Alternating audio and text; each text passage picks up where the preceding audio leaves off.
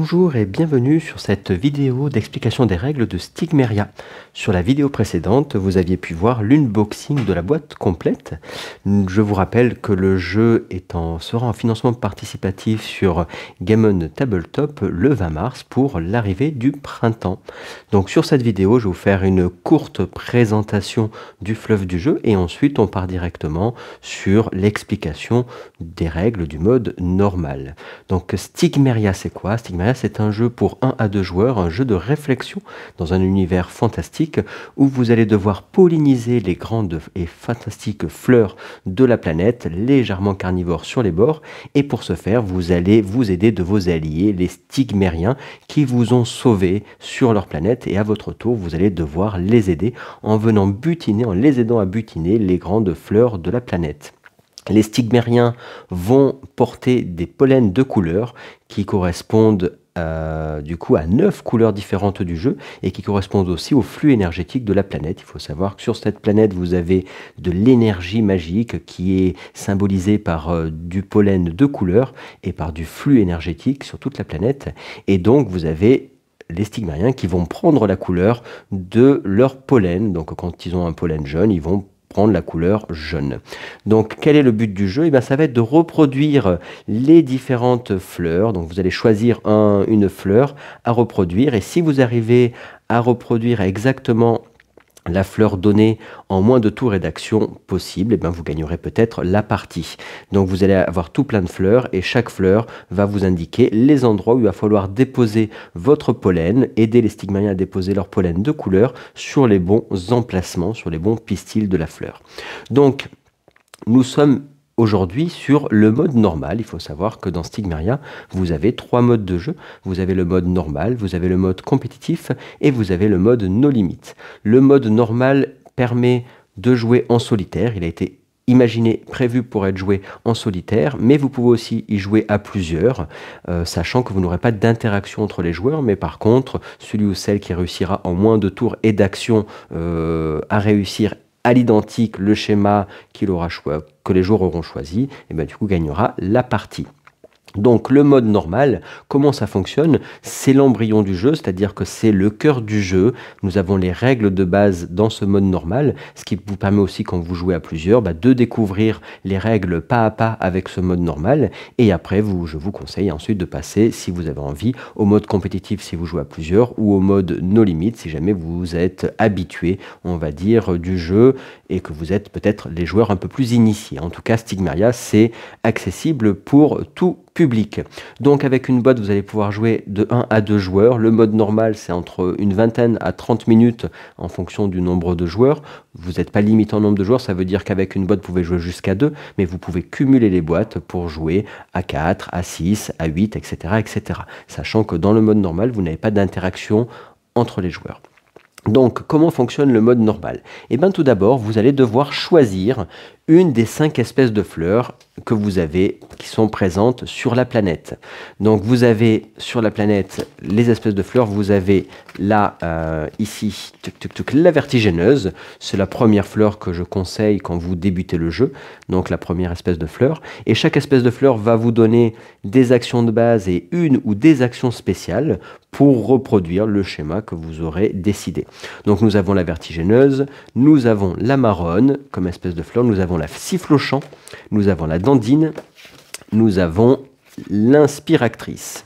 Et là, ici, derrière, vous voyez les jolies illustrations de David Cochard, puisque c'est un jeu créé et édité par moi-même, Gabriel Souler, illustré par David Cochard, design de Lisa Fix et de Groseille Impression. Donc, du coup, supposons que vous commenciez, du coup, pour la première fois à jouer à Stigmeria et que vous preniez, du coup, l'espèce de fleur, la vertigineuse.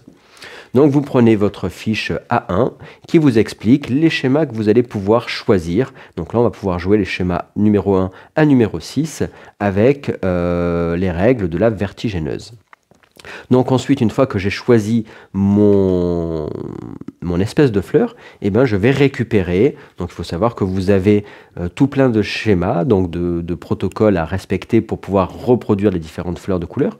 Et donc parmi, là je vous ai déjà sélectionné, parmi les différents schémas, vous en avez 1 étoile, 2 étoiles, 3 étoiles et 4 étoiles quand vous jouez en mode no limit. Sinon en mode normal, vous avez jusqu'à 3 niveaux de difficulté.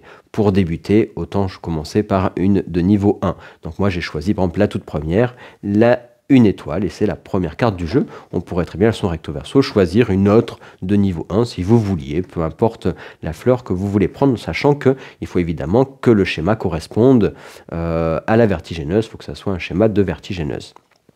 Donc j'ai choisi ma carte, mon espèce de fleur, la vertigineuse, avec ma carte d'action.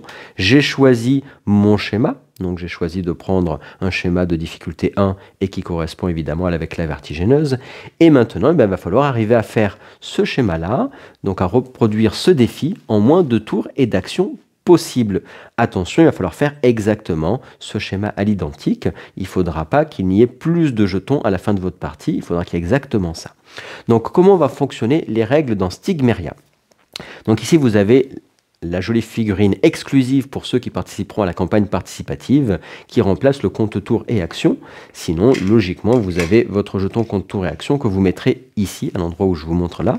Mais si vous avez la figurine exclusive parce que vous participez, vous pourrez donc utiliser votre jolie figurine. Donc ici, elle va nous servir de compte tour et d'action, sinon c'est de façon cosmétique. Donc nous avons notre figurine qui est ici. Ensuite, nous allons prendre une pioche. Donc là, je vous montre pour jouer en solo, mais si jamais vous jouiez à 2 joueurs, eh bien, chacun va utiliser une pioche et va mettre ses jetons dans sa pioche, et chacun utilisera aussi un plateau. Vous jouerez avec le même schéma et ce sera celui ou celle qui réussira en moins de tours et d'actions qui aura gagné la partie. Et si vous avez plusieurs boîtes, eh bien, vous pouvez comme ça jouer tout autour de la table à plusieurs en essayant de résoudre le schéma. Donc, dans ma pioche, je vais prendre quoi? Je vais prendre 15 stigmériens, mes petits alliés. Je vais en prendre 15 de couleur primaire. Donc 1, 2, 3, 4, 5, 6, 7, 8, 9, 10, 11, 12, 13, 14 et 15. Et donc on va faire pareil pour les bleus.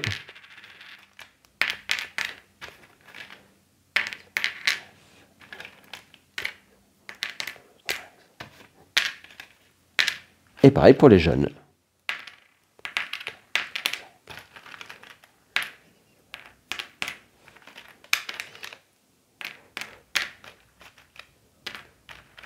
Voilà, très bien. Donc une fois que c'est fait, que vous avez pris vos jetons, ben vous les mettez évidemment dans votre pioche et chacun va avoir sa propre pioche. Attention, donc vous avez tous la même pioche de départ. Dans le mode normal, il n'y a pas de, vous n'allez pas mitiger votre pioche, vous n'allez pas avoir de backbuilding, vous savez exactement à combien vous avez au départ et du coup ce qui va vous rester petit à petit. Contrairement aux autres modes de jeu où votre pioche elle va bouger tout au long de la partie, vous risquez d'en avoir peut-être plus, moins de certaines couleurs, là vous savez que ça va que diminuer. Donc j'ai pris mes 15, 15, 15, ici on voit que ça sera l'impression, si jamais il y a le stretch goal débloqué, avec la petite impression Stigmeria qui va bien. Donc voilà, une fois que tout le monde a pris ça, on a fait sa pioche de 15, 15, 15. Là j'ai pris le plateau vertigineuse qui correspond à la carte à 1 et au schéma que j'ai choisi. Et si vous jouez à plusieurs, ce n'est pas gênant de ne pas avoir, parce que dans une boîte, vous avez un seul recto, un seul plateau où il y a marqué vertigineuse. Mais si vous prenez un autre des plateaux, ce n'est pas gênant, les plateaux servent juste ou pour le solo ou alors juste de façon cosmétique, là c'est-à-dire que j'ai pris la vertigineuse pour rappeler que dans ce mode-là de jeu, nous allons pouvoir, en plus des couleurs primaires que nous avons dans la pioche, on va pouvoir créer du vert, du orange et du violet, c'est-à-dire on va pouvoir faire des couleurs secondaires, on va pouvoir cumuler les énergies, cumuler l'énergie de la planète, le flux énergétique pour que les stigmériens puissent changer de couleur. Donc ici, c'est de façon cosmétique, les pétales en fait correspondent aux couleurs que l'on va pouvoir créer, en plus des couleurs que nous avons dans notre pioche. Donc, chacun crée sa pioche, chacun prend un plateau. Si vous jouez à plusieurs boîtes, vous pouvez avoir plusieurs plateaux vertigineuses, mais sinon vous prenez un autre plateau. Dans une boîte, vous avez 3 grands plateaux, donc vous en prenez un autre, peu importe lequel, et chacun joue sur son plateau individuel. Une fois qu'on a fait ça, dans la mise en place, il nous reste une chose à faire, c'est piocher au hasard un stigmérien que l'on va mettre dans notre zone de recrutement qui se trouve ici, qui est tout autour. Je vous rappelle que la fleur est carnivore sur les bords, donc il faut bien respecter un strict protocole pour pas se faire croquer et que ce soit pas elle qui se fasse un festin des stigmériens, au lieu que ce soit nous qui récupérions voilà, les graines suite au dépôt de nos pollens. Et oui, parce que si vous mettez vos pollens au bon endroit de la fleur, à la fin, dans la thématique du jeu, elle va vous permettre de vous nourrir et de vous donner des superbes graines avec des pouvoirs exceptionnels. Donc ici, j'ai la mise en place, vous avez vu, c'est rapide, il n'y a pas plus à faire, la mise en place est terminée. Dans le jeu, vous avez 3 actions qui seront là, peu importe les modes de jeu que vous allez jouer. Nous avons 3 actions, la première qui s'appelle recruter, la deuxième qui s'appelle atterrir, et la troisième qui s'appelle déplacer.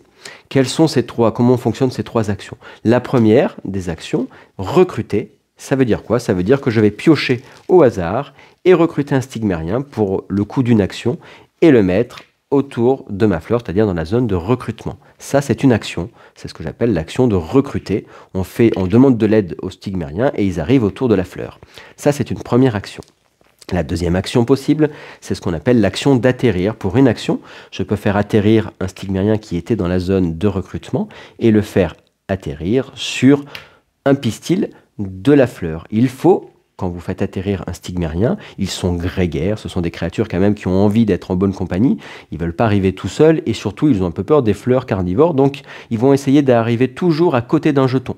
Donc quand vous les placez sur un des emplacements de votre fleur, donc sur un des pistils, vous voyez ici les emplacements, ce sont les pistils de la fleur, il va falloir que votre jeton arrive à côté de façon orthogonale mais pas en diagonale, donc haut, droite, bas, gauche, mais pas diagonale, à côté d'un autre jeton. Donc ça veut dire quoi? Ça veut dire que s'il y avait par exemple un jeton ici, eh ben, celui que je fais atterrir, il devrait arriver là, là, là ou là, mais pas en diagonale, donc à côté. Et si jamais j'avais un jeton, là c'est pas le cas par rapport à notre schéma, mais qu'il y aurait un stigmérien qui se serait mis en pollen parce qu'il serait au bon endroit de la fleur, on y reviendra tout à l'heure, pareil, on pourrait se placer tout autour du pollen. En tout cas, ça, c'est dans les règles globales du jeu, ça va être tout le temps comme ça, c'est-à-dire qu'il va falloir se placer à côté d'un jeton. Là, nous n'en avons pas au départ. Si vous n'avez pas de jeton au départ, le premier stigmérien va arriver sur la ligne A, où vous voulez sur la ligne A. Donc là, supposons par exemple que je me mette en... Eh ben, on va se mettre Allez, on va se mettre en A5, pourquoi pas. Allez, mettons-nous en A5. Donc ici, pour les repères, si vous avez besoin d'aide, vous avez les repères. Donc en A5, hop, je me mets ici. Où je veux, sur un des emplacements de la première ligne, parce qu'il n'y a pas de jeton. À partir du moment où il y en a au moins un, et bien là, dans ce cas-là, il faudra que je place autour. Donc, ça, c'est la deuxième action qui s'appelle atterrir. Pour résumer, s'il n'y a pas de jeton où vous voulez sur la première ligne, sur un des emplacements, s'il y a au moins un jeton sur le plateau à l'intérieur de la fleur, ça sera obligatoirement à côté d'un jeton déjà présent et pas où je veux sur la première ligne. La troisième action possible dans le jeu, c'est déplacer. Supposons que j'avais déjà fait une action d'atterrir, je peux me déplacer, encore une fois, en orthogonale et pas en diagonale. Pour une action, je me déplace d'un emplacement vers un autre emplacement, c'est-à-dire d'un pistil vers un pistil. Si j'ai 2 actions, je peux me déplacer de 2, etc., etc. Vous avez donc seulement 3 actions de base, recruter, qui sont marquées sur notre fleur, hop, notre fiche de récap qui est ici. Donc, recruter, atterrir et déplacer. Vous avez...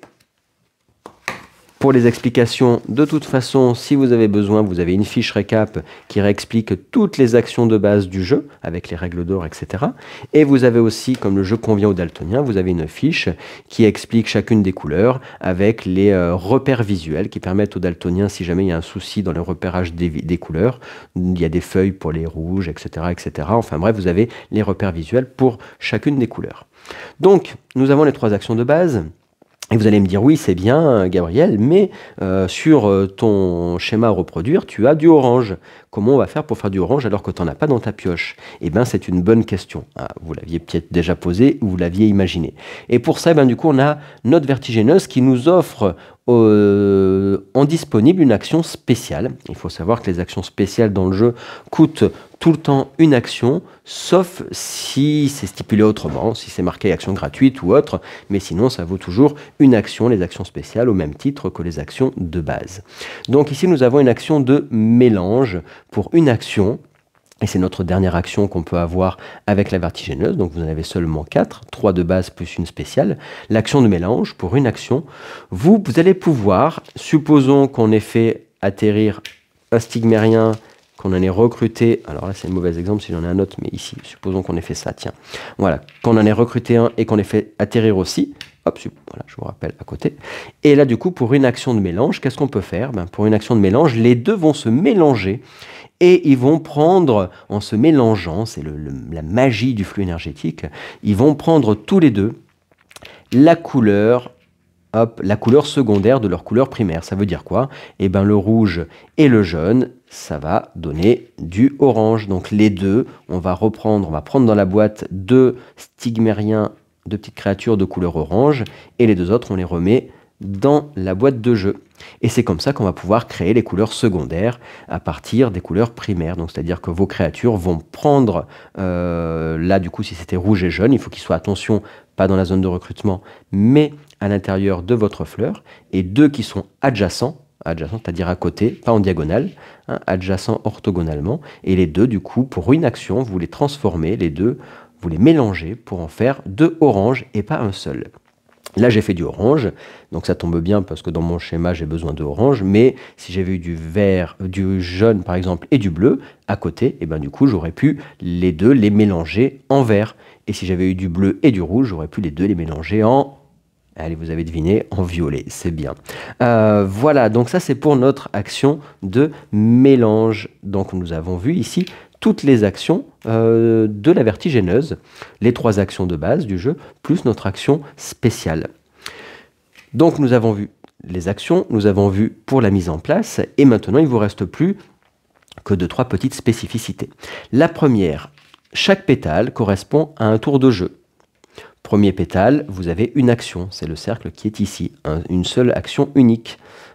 Ensuite, deuxième pétale, vous avez 2 actions.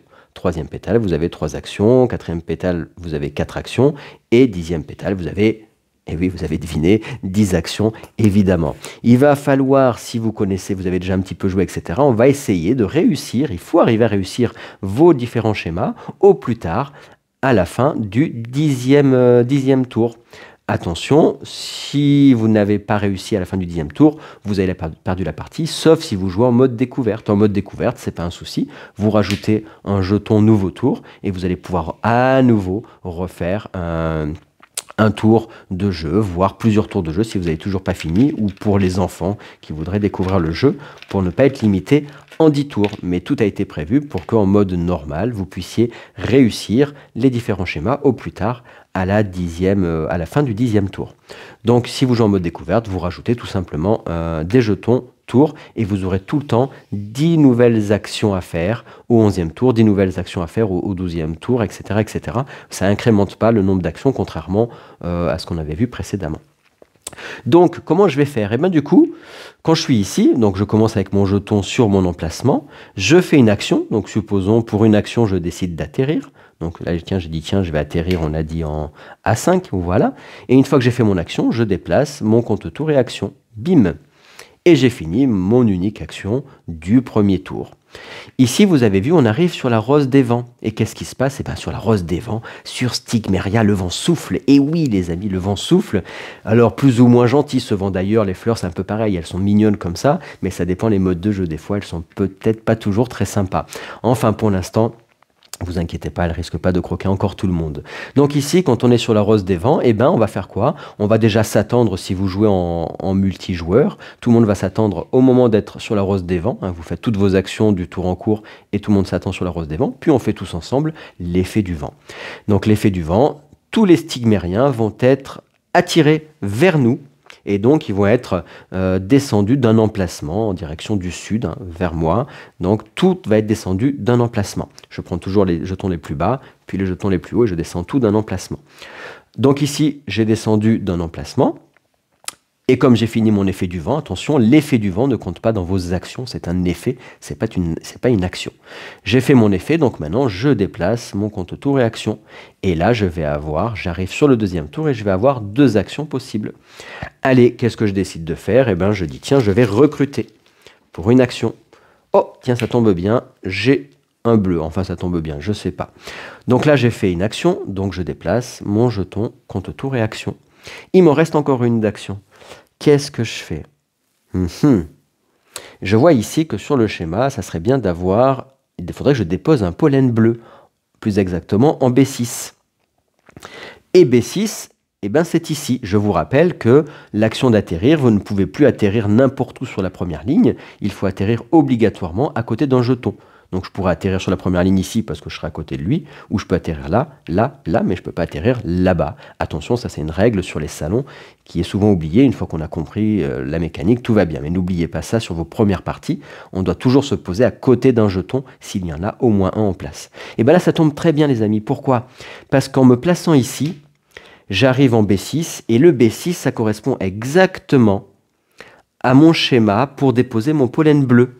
Et donc ma créature, mon stigmérien, étant arrivé au bon endroit, c'est un effet de jeu. Quand vous avez votre stigmérien qui arrive sur le bon emplacement par rapport au schéma choisi, il doit, attention, c'est pas une option, c'est il doit déposer son pollen. Et là, dans ce cas-là, je retourne mon jeton et le pollen sera fixé. C'est pas une action, c'est un effet. C'est obligatoire, ça ne vous coûte pas de points d'action ici.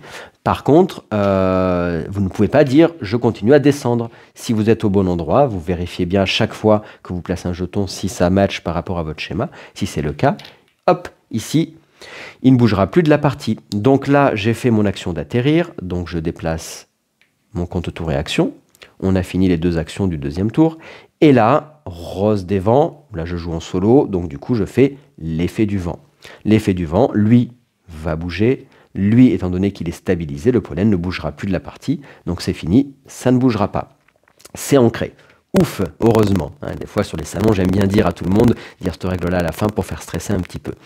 Donc là, j'ai fait mon effet du vent. Donc une fois que l'effet du vent est terminé, je déplace mon compte tour et action. Et j'ai 3 actions sur le 3e tour.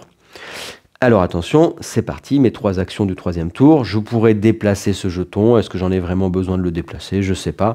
Je vais par exemple décider de faire une action de recrutement. Allez, je recrute. Toc, pour une action. C'est un bleu, ça ne m'arrange pas plus que ça le bleu. Donc j'ai fait une action, je me déplace. Qu'est-ce que je vais faire? Moi je voudrais un jaune en fait. Allez, une deuxième action. Et c'est un jaune, tiens. On parle du loup, voilà. Si vous n'avez vraiment pas de bol, du coup, la pioche dans le puzzle game, dans la réflexion, parce que le mode normal, c'est plus orienté puzzle game, contrairement au compétitif et au no limit. En le mode normal, si jamais vous n'avez vraiment pas de chance, vous pouvez une fois par partie utiliser un joker qui vous dit quoi? Qui vous dit que vous pouvez changer 4 stigmériens de couleur primaire, de même couleur primaire, donc c'est-à-dire 4 jaunes, vous pouvez les échanger contre 4 rouges, ou 4 rouges contre 4 bleus, ou 4 bleus contre 4 rouges, enfin bref, obligatoirement 4 contre 4 de même couleur. Et ça doit être que des couleurs primaires contre d'autres couleurs primaires. 4 contre 4. Si jamais vous n'avez pas de bol et que vous avez pioché 4 jaunes et que vous voulez à tout près du rouge, vous pouvez changer, enlever les 4 jaunes et les remplacer en prenant dans la boîte 4 rouges. C'est un joker. Par contre, si vous faites ça, ça vous donne moins de points en fin de partie, puisqu'il y a un système de scoring en fin de partie pour refaire vos fleurs et essayer d'avoir le meilleur score possible. Je vous rappelle qu'il faut essayer de le faire en moins de tours et d'actions possible. Et le scoring, ben, vous allez gagner plus de points s'il vous reste plus d'actions en fin de partie. Et par rapport à vos adversaires, ça dépendra aussi du nombre de jetons que vous avez utilisés, que vous avez encore dans votre zone de recrutement, si vous avez utilisé votre joker, etc. etc. Donc ici, j'ai fait une action, ça tombe bien. Et bien regardez ce que je vais faire. Je vais faire une action d'atterrir et je vais me mettre là. Là, j'ai terminé, j'ai fait une action, donc je me déplace. C'est fini pour mes 3 actions du 3e tour. Effet du vent, donc là, les deux ne se bloquent pas, ils peuvent descendre. Hop. Mon effet du vent est terminé, je me déplace, j'ai 4 actions. Et là, ma première action que je vais faire, c'est une action de mélange. Donc du coup, je vais faire quoi? Ce que je vous expliquais tout à l'heure. Et bien les deux qui sont ici, un jaune et un rouge, je vais les transformer en orange. Bim! Et là, qu'est-ce qu'on remarque? Et bien on remarque que mon orange, il est au bon endroit. Et bien ça tombe bien, parce que comme il est au bon endroit, boum, je vais pouvoir le retourner. Je dois le retourner, parce que c'est un effet obligatoire, et il est directement au bon endroit. Et là, je vais continuer comme ça, évidemment, tous les tours de la partie. Quand le vent va souffler, mon jeton qui est au-dessus, il ne me gênera pas. C'est-à-dire que le vent va continuer à faire pousser, attirer vers moi le stigmérien. Lui, il pourra bouger quand même. Par contre, supposons que je fasse une action, par exemple, allez, je fais une action d'atterrir. Celui-là, je le mets là, ici. Donc hop, j'ai fait ça. Ensuite, je fais... on va supposer que je vais faire quoi? Bon voilà, on en serait ici par exemple. Et supposons qu'on ait fait 2 actions, je dis bah tiens, ces 2 actions-là, je décide de rien faire sur ces 2 actions. Donc je dis tiens, je fais une action à vide, et j'arrive à l'effet du vent. Là, l'effet du vent, qu'est-ce qui se passe? Lui, il va pouvoir bouger, on va devoir le bouger, et lui va être bloqué par le pollen. Donc ça veut dire quoi? Ça veut dire que là, lui, il sera bloqué parce que le pollen est en dessous. Donc qu'est-ce qui va se passer? Il ne bougera pas par l'effet du vent, et il faudra que j'utilise une action de déplacement pour le déplacer à nouveau. Donc par exemple, je vais dire tiens, je fais une action de déplacement, et je le redéplace à nouveau. Voilà, c'est comme ça que ça va marcher. Donc du coup, je le fais venir ici, et voilà. Donc en même temps, il y a la mascotte qui est toujours là pour me bousiller une vidéo, évidemment, sinon c'est pas rigolo. Ok, donc voilà, donc ici ça ne bougera pas, le vent ne fera pas bouger le stigmérien, et il faudrait que j'utilise une action de déplacement pour que je puisse à nouveau le faire bouger. Voilà, donc là vous avez vu toutes les règles par rapport à la vertigineuse, sachant que vous allez pouvoir en plus avoir une dernière action que l'on verra. Du coup, la mascotte, le Shiba Inu, il a envie en même temps de participer, que vous ne le voyez pas avec une seule vidéo en 4K. Si jamais... Supposons, pour terminer, que vous ayez trop de jetons ou que vous deviez faire qu'un seul orange et que vous en avez 2 parce que vous êtes obligé de les faire par 2. Vous pouvez évidemment déplacer ou le vent peut vous déplacer. Si vous êtes en bas, sur la ligne J, vous pouvez pour une action décider, pour une action, on peut faire sortir son jeton du plateau et le remettre dans la boîte de jeu. Dans ce cas-là, c'est une action. Et pour une action, donc je dépense une action et je sors mon jeton de la ligne J et je le remets dans la boîte de jeu. Si par contre, attention, je vous ai dit que les fleurs étaient carnivores, si c'est le vent qui me sort un stigmérien de ma zone de jeu, aïe aïe aïe, là pour le coup la fleur va se faire un festin et elle va manger tous les stigmériens en place sur la partie, ça veut dire que la partie sera perdue. Voilà, comme dit la mascotte, Alf le Shiba Inu, il dit la partie sera perdue, c'est en Shiba qui vous raconte ça. Donc, attention, si on est ici, donc du coup, pour une action, on peut le sortir, le jeton, mais il ne faut pas que ce soit le vent qui vous sorte, sinon vous avez perdu la partie. Évidemment, ce n'est pas du hasard, donc quand vous êtes là, c'est à vous de l'anticiper. C'est à vous de l'anticiper pour faire sortir votre jeton, si jamais vous n'arrivez pas par hasard à la dernière ligne. Donc c'est à vous de savoir, attention, si jamais le vent me sort, j'aurais perdu la partie. Nous avons vu toutes les règles de base du jeu, nous avons vu la mise en place, nous avons vu comment jouer le mélange de la vertigineuse, et je vous propose de se retrouver sur une prochaine vidéo où je vous expliquerai toutes les actions des différentes fleurs du jeu pour le mode normal, puisqu'à chaque fois que vous allez jouer une espèce de fleur différente, vous aurez des actions débloquées qui ne seront pas les mêmes pour évidemment gagner de la rejouabilité. J'espère que cette vidéo vous a plu, n'hésitez pas à partager et à commenter. Et puis du coup, on se retrouve très vite pour de nouvelles aventures.